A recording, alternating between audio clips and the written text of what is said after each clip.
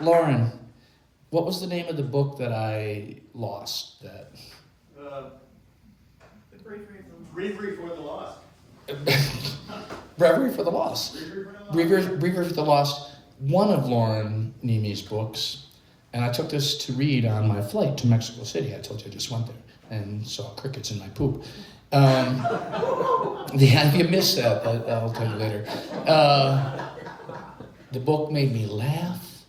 The book made me gasp. The book made me cry. So if you want to read some badass shit, Lauren Nemi, check it out. You know what? It's super good. Here comes a dude I love. I'm looking right at you, Mr. Craig. It's all yours, buddy.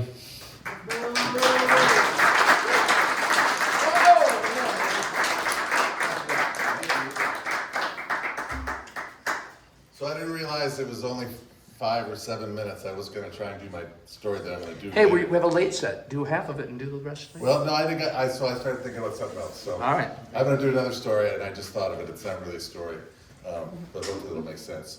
So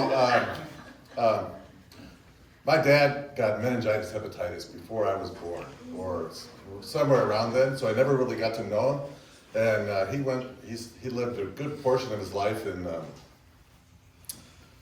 a mental institute in Sonoma State, or Napa State, I think, in California. And we moved, my mom remarried, we moved out here, I grew up here. And when I was 19, 20, I moved back to California. And I met my uncle and kind of got to have a good relationship with him.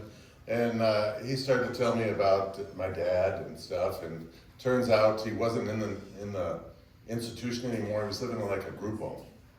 So he gave me the address so I could go visit him. And it was in Ukiah, which is like north of Santa Rosa in California. And I was living in Mendocino at the time and driving past his house all the time, going from San Francisco to Mendocino. So he gave me the lady's number, and I called her up and I said, hey, I'm Craig Elciati, wanted to see David, I'm his son. And she said, oh sure, come down anytime, you can come visit him. I said, oh, this is gonna be great, And my uncle told me a little bit, but not very much. So I get there, and it's just kind of like a regular rancher. He wasn't there. He was at like the adult day center in town. So she gives me the address and says, you can go meet him there. So I drive down there, and I tell the lady, I'm David's son, and I've come to see him. And she's like, well, okay. And she introduces me to him. And he's like, who are you? I said, well, I'm your son. And he says, Scott. And I said, no, I'm Craig. And Scott's my brother. And he's looking at me like, your mom? There was something going on with her, okay. So you're not Scott, you're Scott's, you're my son. And he had suffered a lot of brain injury from the coma. He was in a coma for quite a while, and so we talked briefly. And he didn't understand who I was. He didn't know he had a second son. But I said, well, let me take you out to lunch. And he was like, yeah, free food, because he only got to eat the group home food.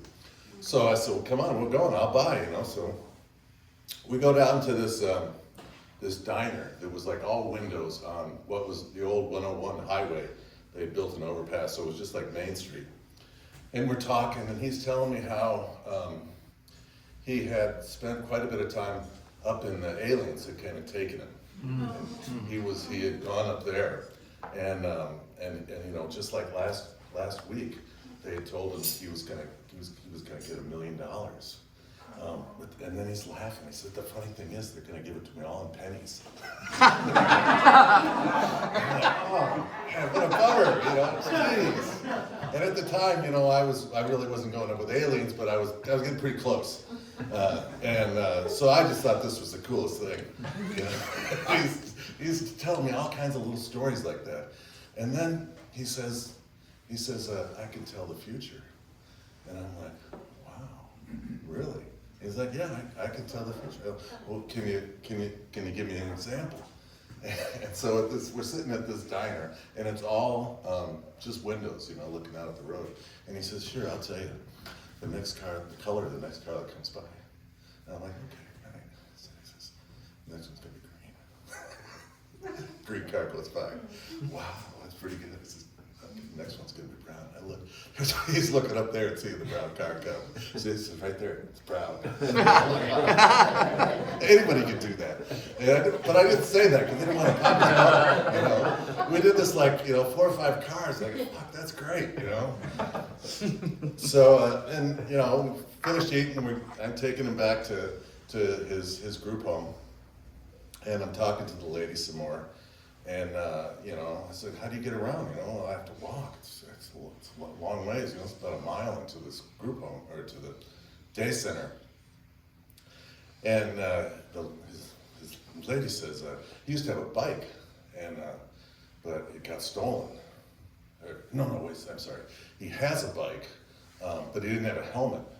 So I said, "Oh, you gotta have a helmet." So he's like, "Yeah, I'd love to have a helmet." Okay, well, let's go. So we go to Kmart. We're gonna get a helmet, and he's like trying all the helmets on, and then he sees the horns. He's like, "Oh, I want a horn too." Then he sees the streamers. He's like, "Oh yeah, I want streamers." Then he sees, the little colored things you put on the spokes. He's like, "Yeah, I'm gonna have that too." I'm like, "Sure, dude, let's get it all." So we get it all, and we go back to his house. We're putting it on his bike. We're getting it all decked out, and he's riding around in front of the house. He's like probably 60 years old, a little overweight, and it was really funny. And he was happy as a clam, so I thought it was great. And then, so then I said goodbye. I said I'd come see you next time I come through. And then the next time I got to see him maybe 10 times, 7, 8 times. The next time I came by to see him, and I said, "Where's your bike?" I said, "I don't know." The lady said, "Yeah, he rode off one day and walked home." He forgot he had a bike. So that was my dad. Yay!